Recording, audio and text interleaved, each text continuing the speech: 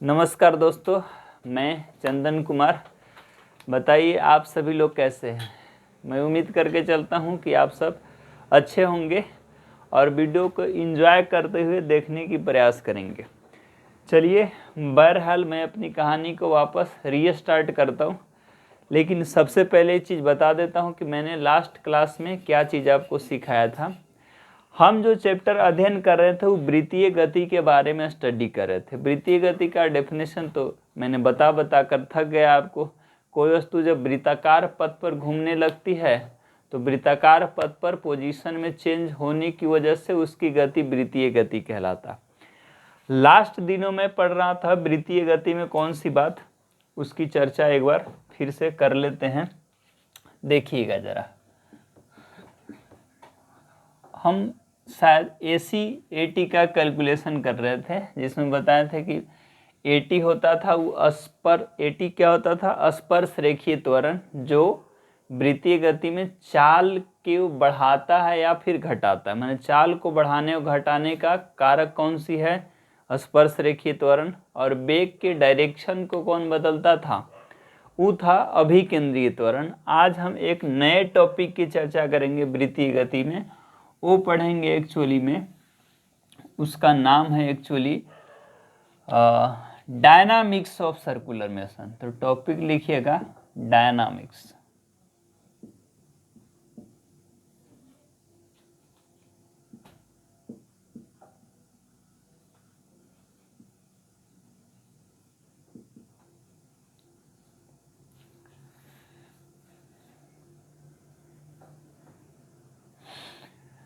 अब समझिए, किसी भी चैप्टर के दो हिस्सा होता, एक होता है काइनामेटिक्स, दूसरी होती है डायनामिक्स। काइनामेटिक्स मतलब केवल हम गति से संबंधित अध्ययन करेंगे, वेग जानेंगे, कोणीय वेग, कोणीय विस्थापन, कोणीय त्वरण, ये सारी चीज़ों की जानकारी काइनामेटिक्स कहलाती है। लेकिन गति के कारण का अध्ययन जब करने लग जाते हैं तो वह किसके अंतर्गत आ जाता है, डायनामिक्स के अंतर्गत आता है, जिसको हम गतिकी बोलते हैं। तो वृत्तीय गति के गतिकी के बारे में जानेंगे।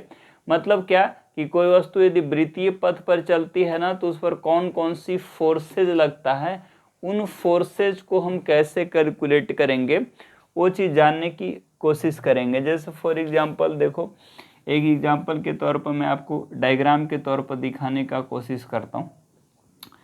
जैसे मान के चलिए कोई एक वस्तु है ना जो वृत्तीय पथ पे चल रहा, यहाँ पर मान के चलिए m मास के कोई ऑब्जेक्ट है।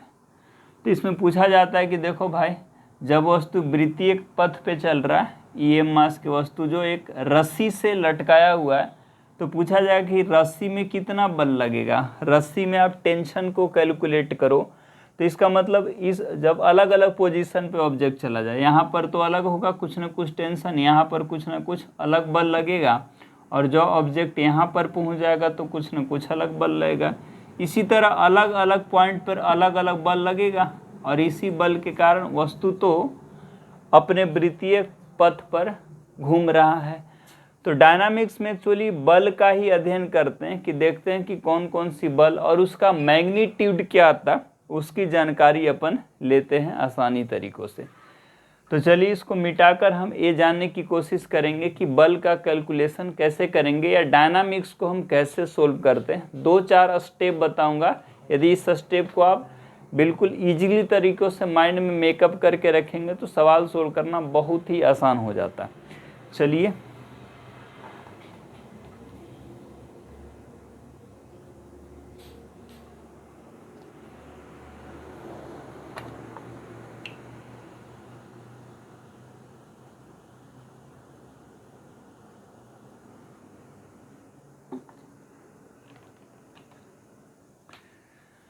इसको मिटाकर आगे बात करते हैं। तो जानेंगे कि step to solve dynamics, dynamics को हम सोल्व करने में कौन कौन से स्टेप उपयोग लाते हैं।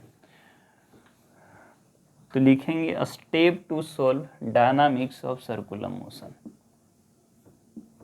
Step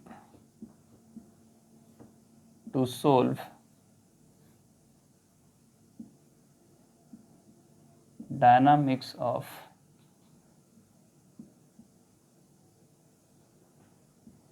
circular motion. एक एक स्टेप अपन जानने की कोशिश करेंगे। पहला लिखेंगे स्टेप 1। ध्यान दीजिएगा, सबसे पहले देख लेते हैं कि जब कोई वस्तु वृत्तीय पथ पर चलती है ना, तो वृत्त पर चलने के लिए जब चलती है तो उसका केंद्र क्या होगा। तो सबसे पहले एक्चुअली क्या करते हैं, locate the centre of object, locate the centre of circle. Hindi में ज़्यादा लिखने की कोशिश ना करेंगे। लोकेट का मतलब होता है सर्कल के सेंटर को दिखाना, उसके पोजीशन को, उसको बोलते हैं लोकेट करना। दूसरा स्टेप में क्या देखेंगे ये भी जान लेते हैं। Step 2, draw FBD। क्या ड्रॉ करेंगे, FBD का मतलब आप जानते हैं free body diagram of object. कोई भी वस्तु जब सर्कुलर पाथ पर चलता है तो FBD का मतलब होता है कि उस ऑब्जेक्ट पर कौन कौन सी फोर्सेज लग रही, उस फोर्सेस को रिप्रेजेंट करने का तरीका क्या कहलाता है, FBD, जिसको हम फ्री बॉडी डायग्राम बोलते हैं। तीसरा स्टेप जानेंगे सोल्व करने का। तो स्टेप 3 हम क्या लिखेंगे, ध्यान देंगे। अब जब FBD ड्रॉ करेंगे तो उस पर बल दिखाते हैं कि कौन कौन से बल लगता। तो बल दो ही डायरेक्शन में लगता है, एक वेलोसिटी के परपेंडिकुलर और एक वेलोसिटी के अलोंग। तो एक्चुअली फोर्स को हम क्या करेंगे, ब्रेक करेंगे। तो ब्रेक फोर्स लिखेंगे, break force in direction of velocity.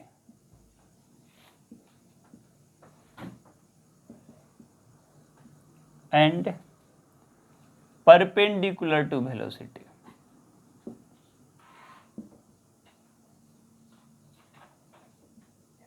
तो वेलोसिटी के डायरेक्शन में और वेलोसिटी के परपेंडिकुलर डायरेक्शन में फोर्स को ब्रेक करेंगे।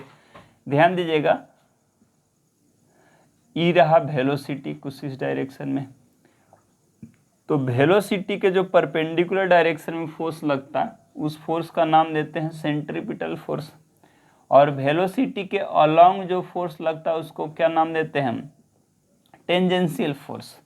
तो इसका मतलब FC और FT को लोकेट करेंगे और फार्मूला लिखेंगे। FC बराबर क्या होगा, mass into AC। AC is what, that is centripetal acceleration. और इसके बाद FT बराबर क्या लिखेंगे, मास इंटू AT। और AT is what, that is tangential acceleration. और अंत में इसका मतलब यहाँ से AC भी निकल जाएगा और AT भी निकल जाएगा। तो हम अगला स्टेप में नेट एक्सेलरेशन कैलकुलेट कर लेंगे। तो स्टेप अपन 4 लिखें 2, क्या लिखेंगे कि A नेट बराबर अपन क्या जानते हैं, root over AT square plus AC square. और AT AC यहाँ से कैलकुलेट होकर नेट एक्सेलरेशन भी निकल जाएगा। तो यही 4 स्टेप यदि माइंड में मेकअप रखते हैं ना तो सवाल बिल्कुल इजीली तरीक़ों से सोल्व होगा। इतना तक नोट डाउन करिए, इसके बाद मैं बताता हूँ कि इन स्टेप को कैसे याद रखें और कैसे इसका अप्लाई अपन करेंगे। तब तक इसको नोट डाउन करिए। गर्मी जाते हैं जी, दिखाई दे,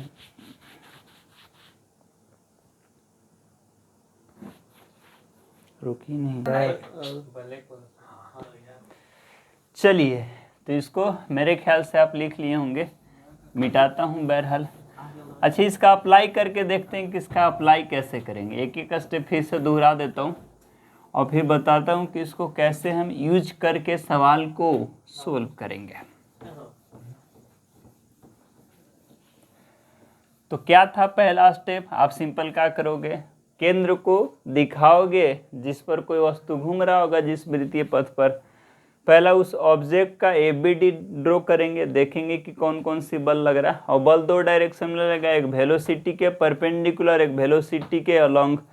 दोनों बल को ब्रेक करेंगे। FC बराबर मास इंटू AC, FT बराबर मास इंटू AT और नेट एक्सेलरेशन बराबर under root AT square plus AC square. इतना आपको माइंड में ध्यान रहता है तो बिल्कुल इजीली तरीकों से सवाल को सोल्व करेंगे। देखते हैं कि इस पर किस किस तरह के सवाल पूछा जाता है। बिल्कुल आसान सवाल पूछा जाता है, बस इतना ध्यान रहेगा तो आप सवाल को इजीली तरीकों से कर लेंगे।